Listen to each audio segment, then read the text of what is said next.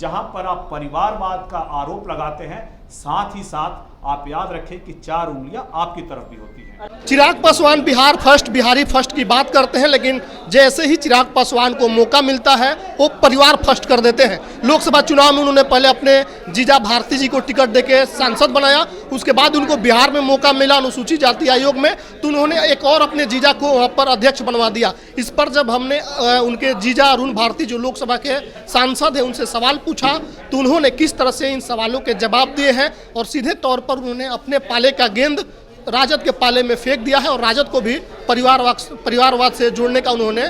काम किया। आप देखिए उनके जवाब को। भारती जी, चिराग जी कहते हैं बिहार फर्स्ट, बिहारी फर्स्ट, लेकिन अभी अनुसूचित जाति आयोग बना, उसमें चिराग जी के जीजा जी को बना दिया गया, सांसद में भेजना था तो आपको भेजा गया, तो विपक्ष आरोप लगा रहा है कि चिराग जी के लिए परिवार फर्स्ट हो गया है। देखिए, आरोप वो लगा रहे हैं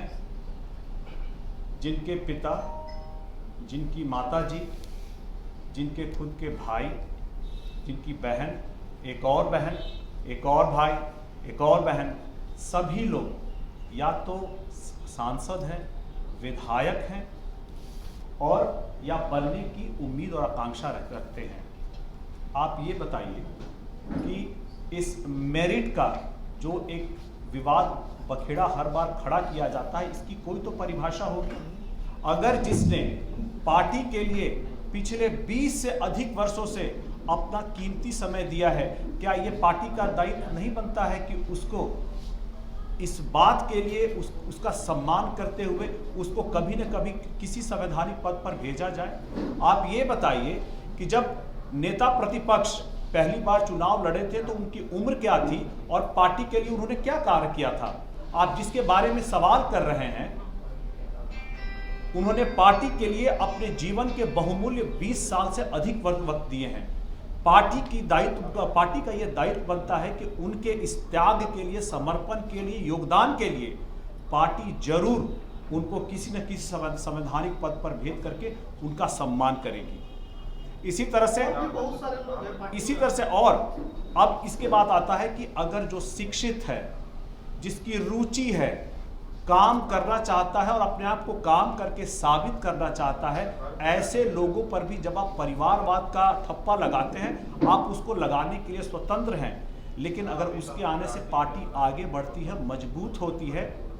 तो ये स्वीकार योग्य कदम है, उसका स्वागत है। वहां नहीं जहां आप 9वीं फेल होते हुए भी बार बार सिर्फ और सिर्फ मुख्यमंत्री पद के लिए दावेदार होते हैं और आप दलित की बात करते हुए अपनी पार्टी से किसी भी दलित को सीएम का उम्मीदवार बनाने के लिए तैयार नहीं है। मैं आज दावे के साथ कहता हूं, हमारी पार्टी जब सही समय आएगा,